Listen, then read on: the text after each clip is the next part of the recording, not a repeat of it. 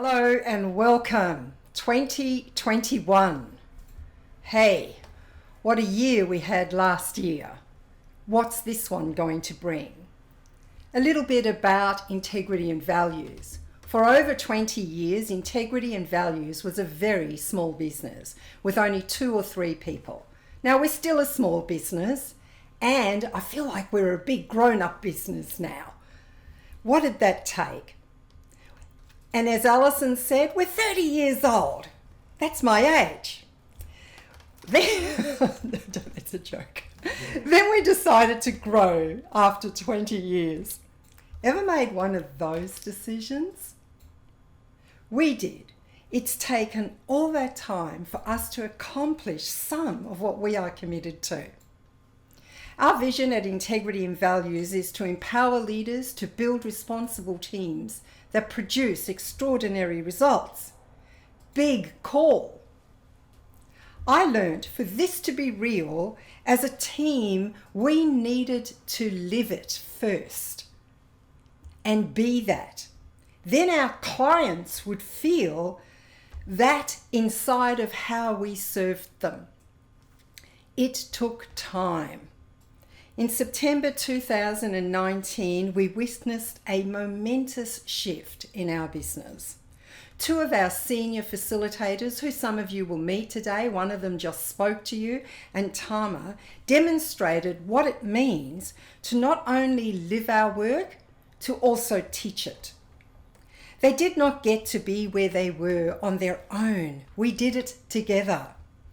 As the tears ran down Jay and my face, we knew we had accomplished something special and great, that the business now had the foundation to grow and be sustained beyond him and me. For some of you here today, that's a big question.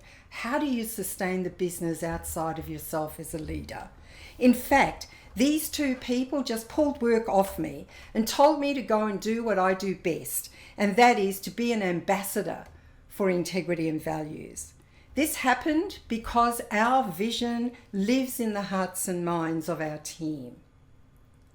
They all have their own why, which drives their willingness to put themselves in, boots and all.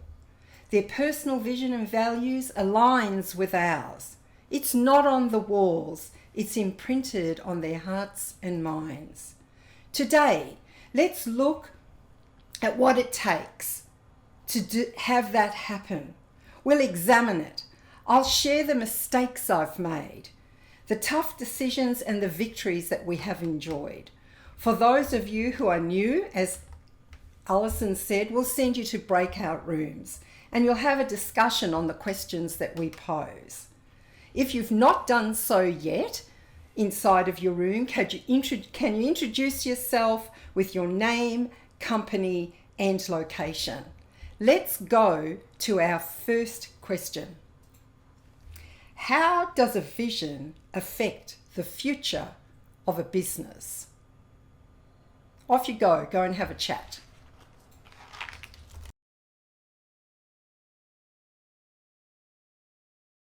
Welcome back.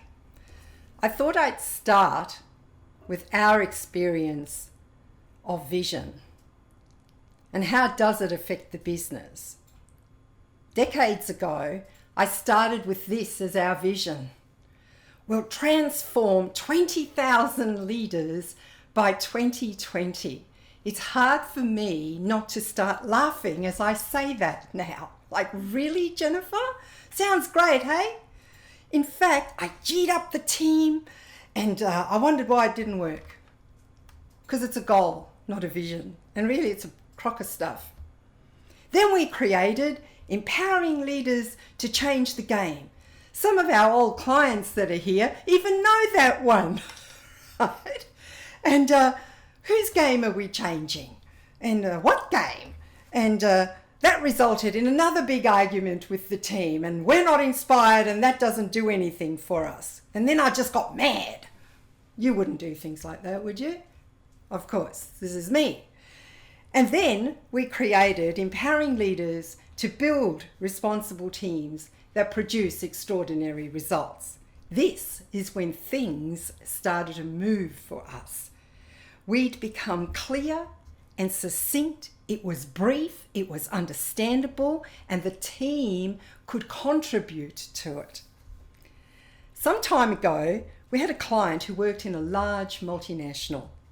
There was a lot of lip service paid to any form of vision or values inside of the organisation. He poo-hooed it. He said, we don't need it, and head office is only interested in making money and profit and quarterly returns. Him and I had a stand-up row in front of his team where I said, no, this is necessary. Then his team said the magical words, we want it. They embarked on our Vision and Values program and created a powerful tool for the business. Your people thrive when connected to a vision, that thing that makes things absolutely amazing. When the economics is what is talked about and measured, then people don't feel appreciated. When you set the vision and values and drive it into the hearts and minds of the people, the culture will correct itself and the economics automatically follow. There is heaps of research on this. It will take care of itself if you take care of the vision. The vision creates that bigger narrative inside of the business, the story about why we're all there and what we're doing. If it is set up and talked up by the leadership team and they are a living example of it, then it will affect the future of the business. There are numerous benefits to the business when you have a relatable vision and values. It becomes that tool. Here's a number of things that it actually does for you. If you've got this, then what it does is it makes your decision-making process. It actually tells you what decisions you're going to make. And it becomes what you consider when driving critical business decisions. And then you'll make better calls because you're asking yourself, how will this further that? It maintains your perspective. It keeps you on track when you're faltering. And that means you don't veer off course. Those businesses last year who had strong visions, and we have some of them as clients, didn't veer off course. They knew what they were about.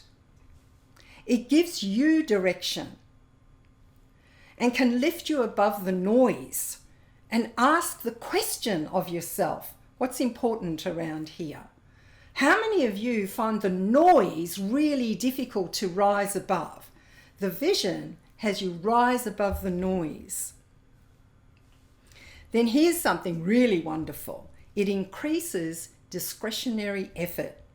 When it is ever present in our daily communication and conversations, people will do this. They'll go over and above what you were expecting. In a longitudinal study, it was discovered that when people were connected to that vision and values, and it was alive for them, they could tell you what it was, and the leaders were a demonstration of it, they got a 12.4% extra effort. Are you interested? Do you want that statement that is so succinct that that's what you get? So for those of you who do not have a vision, then you'll get about a 5% extra effort. You want that bit extra? Have that succinct statement. What is the definition of a vision? A vision is an aspirational statement said in the present tense, where people could be doing something right now that affects the future. So it's future orientated, it's aspirational, and someone could do something right now in your business about that. One of our clients is DEM Fire. We worked with them to create their vision of uncompromising in our commitment to fire safety. In fact, some of them are here today. The CEO, Tom Marshall, told me of an incident where he used the vision with a team member who shortcut a procedure, and in so doing lowered the standard of DEM5's work, their ethics, and undermined their vision. He simply asked the team member, "How is what you just did uncompromising in fire safety?" That says it all. This is a demonstration of doing something right now to accomplish your vision. You pull the vision into the present. When your people buy in and they get excited about it, they go the extra mile, and they'll laugh, cry, and play with you.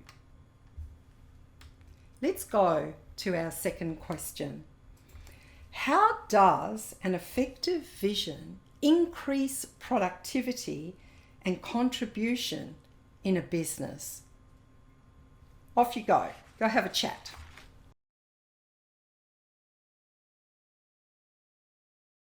Welcome back. So how does an effective vision increase productivity and contribution? The past year has thrown a lot of businesses into disarray, yes?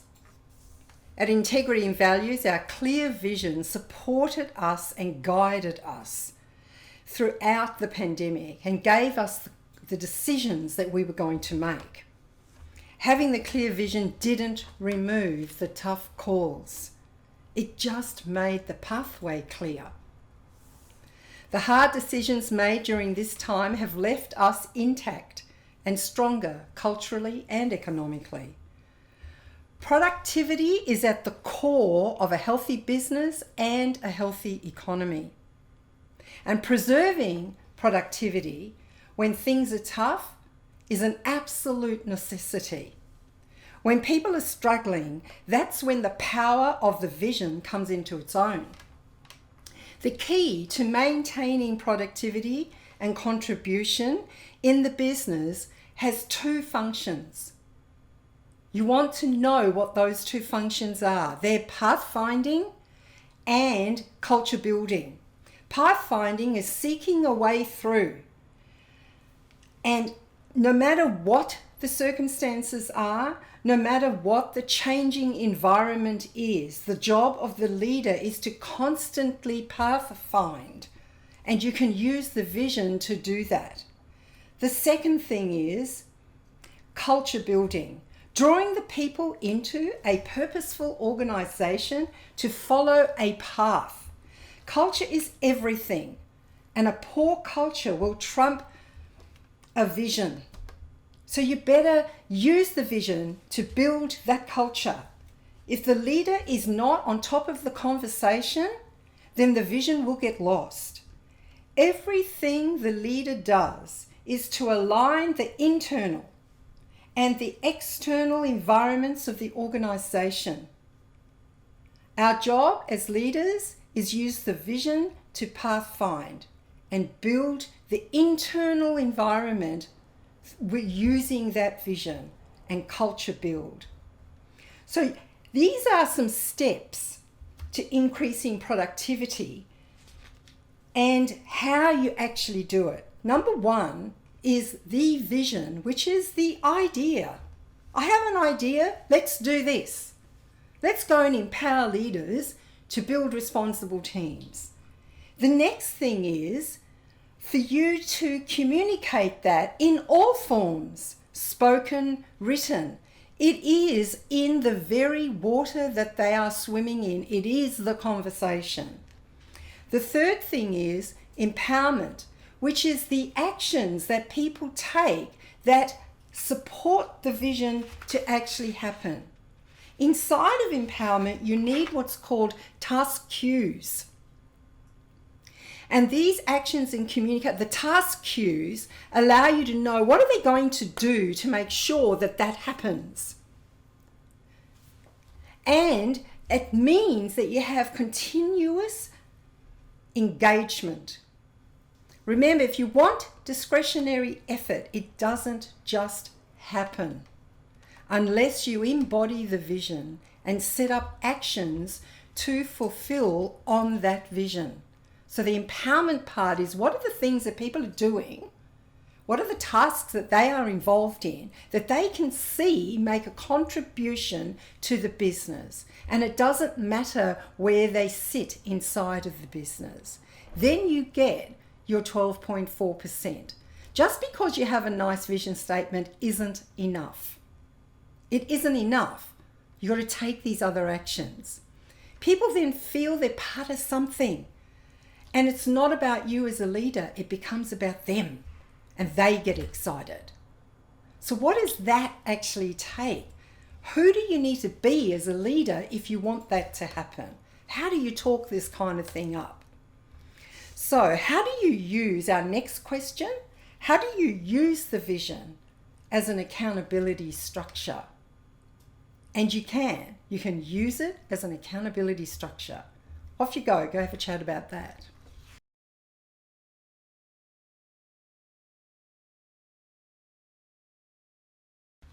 Welcome back. What does it mean to lead from the accountability zone?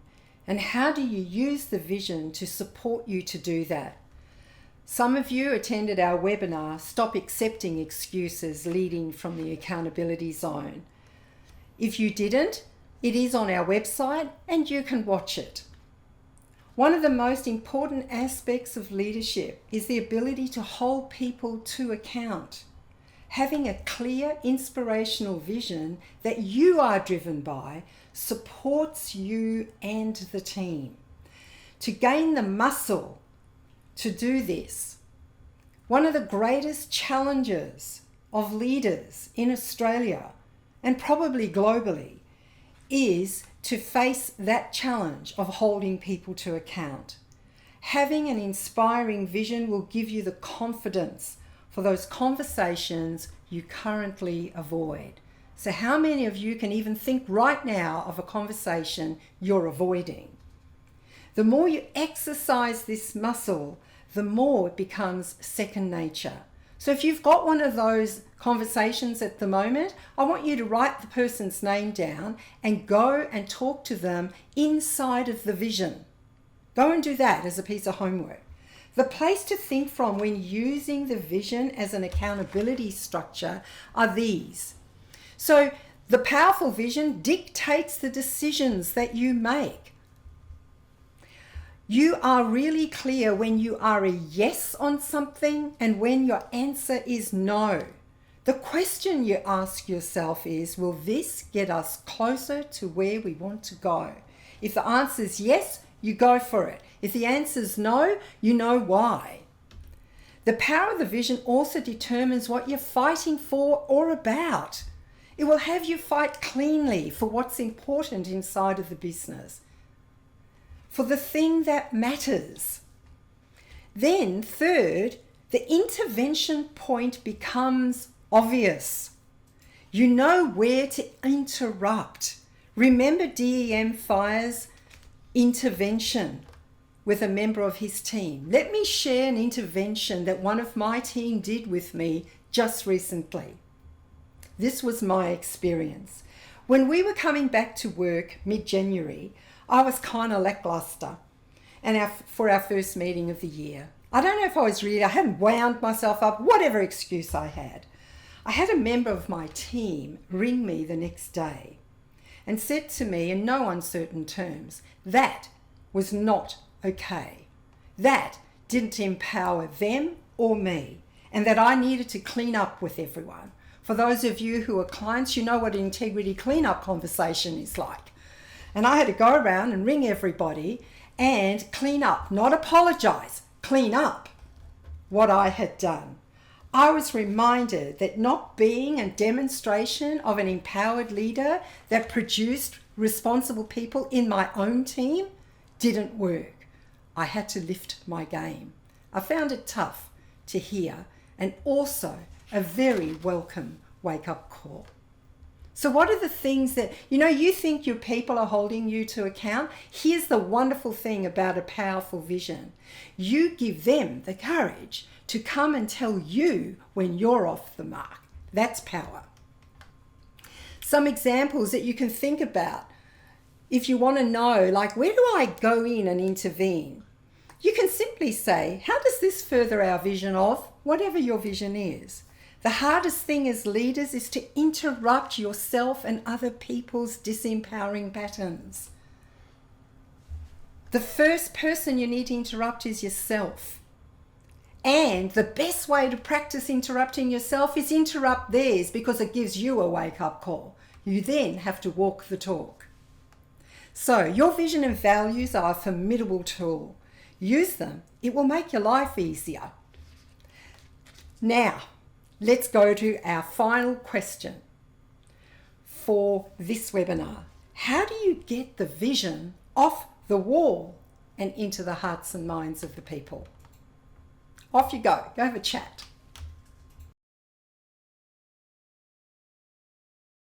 Welcome back. How do you get it off the walls?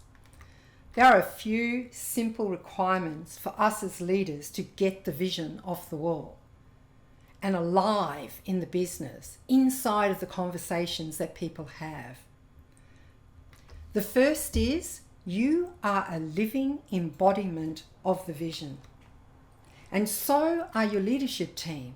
Everyone on the leadership team are a living embodiment of the vision. You can't get away from it. When your people own and live it, and you own and live it, they will in turn hold you to it. Remember my account of being held to account by one of my team members. That's when you know you've done your job. When they come to you and use the vision to hold you accountable. The second one is when your people can tell you what the vision is, and it's in their language. It's in their wins and their challenges. They don't go to Google and look it up. I always think it's really funny. Whenever I've done this talk, sort of versions of this live, I say, do you know what your vision is? And people go to Google to look it up. I go, there you go, it ain't alive. When the language of the vision is not ambiguous and can be easily understood by everyone in the business, it's crisp and it's clear. There are 7 attributes for a compelling vision. And this was the research shown from that longitudinal study that I've mentioned before by Baum, Locke and Kilpatrick. They say, number 1, there's brevity. It's concise and there's no waffle. Let me give you an example of an iconic brand that's lost its way. Harley-Davidson's vision. I have to read this because it's so complicated. Harley-Davidson Incorporated is an action-orientated international company, a leader in its commitment to continuously improve our mutual beneficial relationships with stakeholders, customers, suppliers, employees, shareholders, government, and society. Harley-Davidson believes the key to success is to balance stakeholder interests through the empowerment of all employees to focus on value-added activities. Are you inspired? You want to go drive a Harley? You wonder why they've lost their way? Like, really? Like, it's a joke. This is an iconic global brand and they don't know who they are. Clarity. So it's got to be brief, yeah? Clarity. It's clear and precise. So it's easily understood. Let me give you a couple of examples of organisations that we've worked with to support them to create clarity inside of their visions. The place to stay where great memories begin. You kind of know what they do. This is a company in Melbourne called Altitude Hotels.